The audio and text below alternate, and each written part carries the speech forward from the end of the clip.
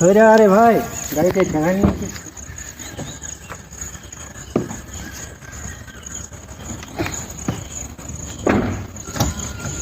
পিছনটা কুকুরের মতো কেন হেলো দিছি? লোকে ফাঁসিতে যাই হেলো দিতে পারে, সম্মান পাবো না। কেন গাড়ি আর কি দরকার তোর?